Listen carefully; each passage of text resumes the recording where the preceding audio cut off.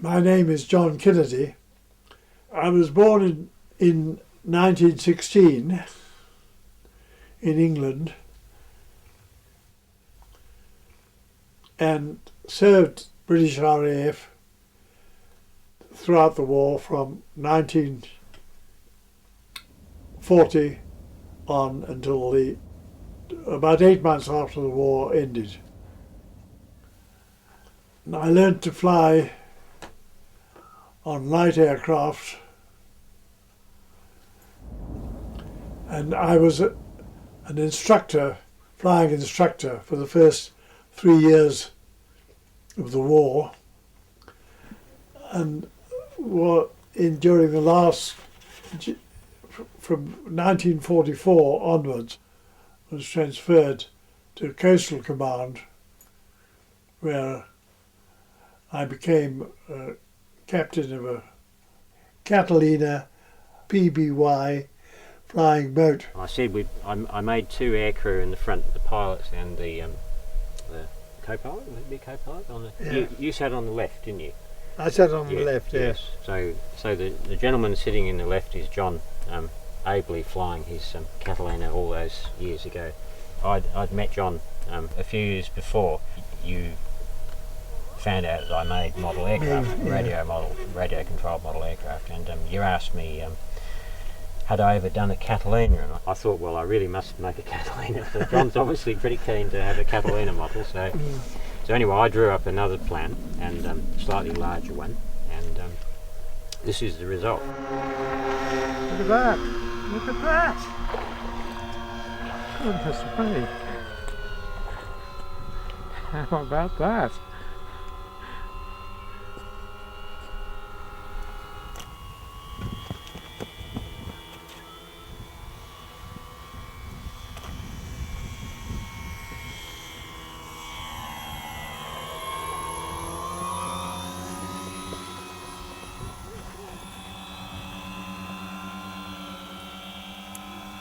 I was pleased to be able to demonstrate in front of John, so it's been very nice. Yeah. And as can be seen, it flies beautifully. It flies well, yes. The takeoffs and landings certainly aren't scale. John's told me that. When they're fully loaded with petrol, with a big load of petrol on, they take quite a long time to take off. Of course, yes. You didn't need to see the water to land them at all. You could land them in night by just setting the aircraft in the right attitude. Yes. How's that? Is that better? That was a very smooth landing. Puts the sort of landings I made to shame. There's a twin-engine monoplane using Pratt & Whitney engines of about 1100 horsepower each. The wing is higher than the flying boat, which is something you always have to have in any case to keep the propellers out of the water. But it had a very high wing area in relation to its weight, about 104 feet wingspan. This meant that it could land and take off at comparatively low speeds, and was able to carry a big load of fuel, and consequently had a long range.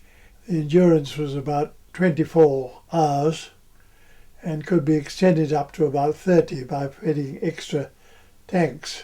The unloaded weight was about 9 tons, and it could carry a total load of nearly 18 tons. Bombs were consisting of either conventional bombs or depth charges, which could be used particularly on U-boats, and they were carried under the wing. It didn't have very much in the way of firepower. Only small guns were carried in the nose, and 2 guns were carried also in the blisters in the back of the hull, which could be then fired at anything attacking from the stern. Retractable floats maintained the stability of the plane when it was floating on the water, it was possible to land on the sea even when there were a certain amount of swell running and waves there because of its low landing speed. You could land beside another plane or another boat or a ship and pick up members of the crew.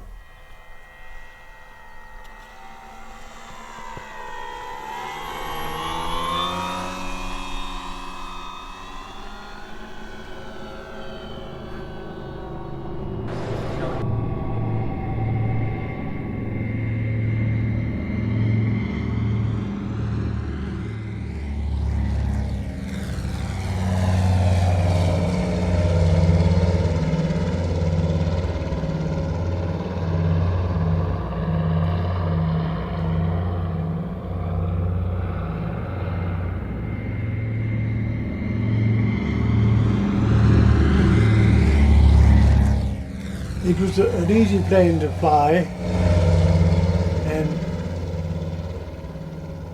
one of the advantages was I could operate a sextant for navigation from the pilot's seat, taking shots of the sun to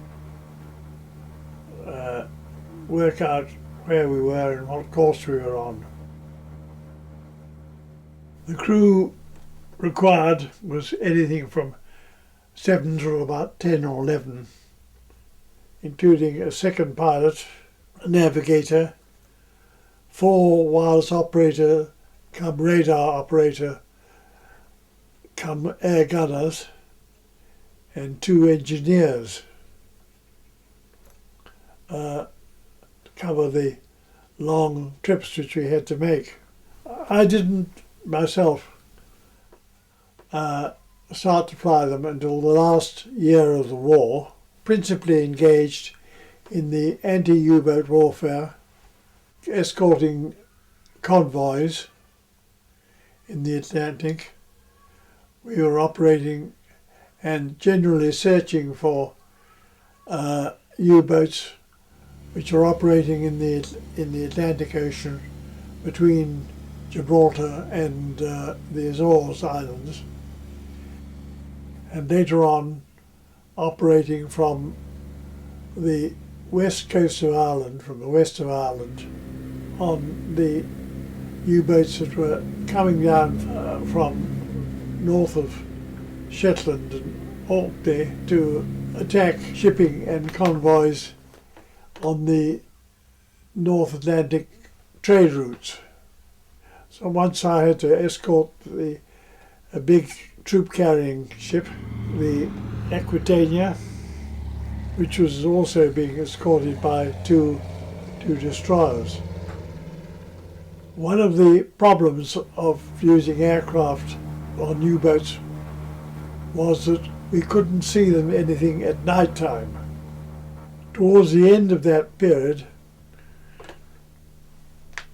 special training took place in how to use the lee light searchlight in conjunction with the radar search equipment, and this made it possible to identify very quickly the targets at night time, and we could make an attack on these targets using the radar to make the approach, only illuminate the target in the last few seconds of the approach.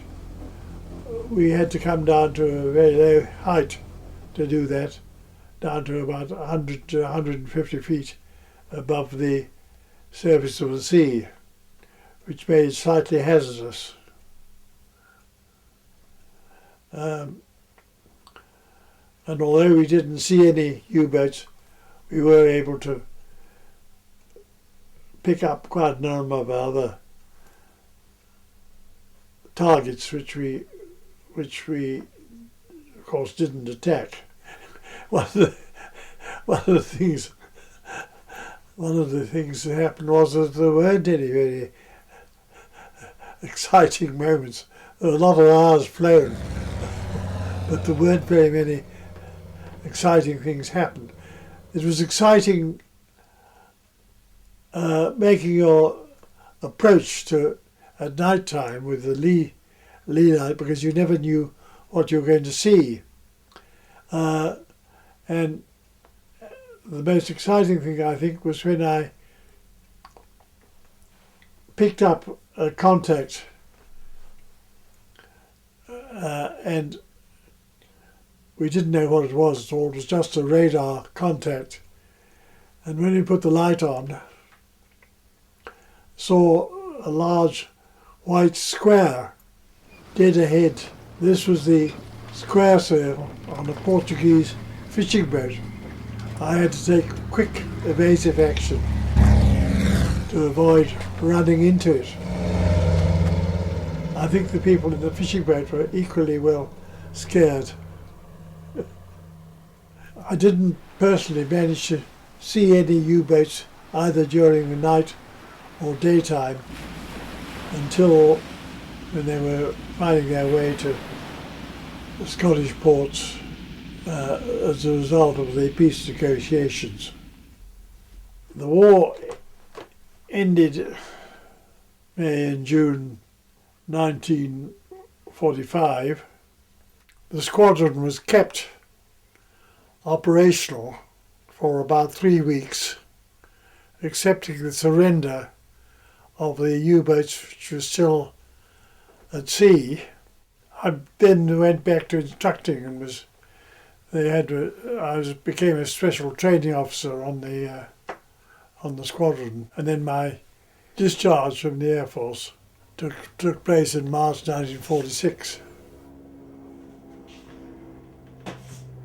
3 years after the war, I moved with my family to Devonport in Tasmania and spent about 10 years with my own crop spraying business before moving down to Hobart, where I'm still living,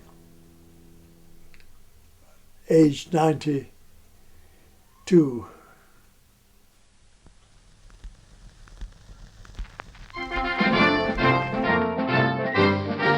The Catalinas had an honourable peacetime service as passenger planes and freight in New Guinea and various other parts of the world. They will also be used for air-sea rescue work and bushfire control.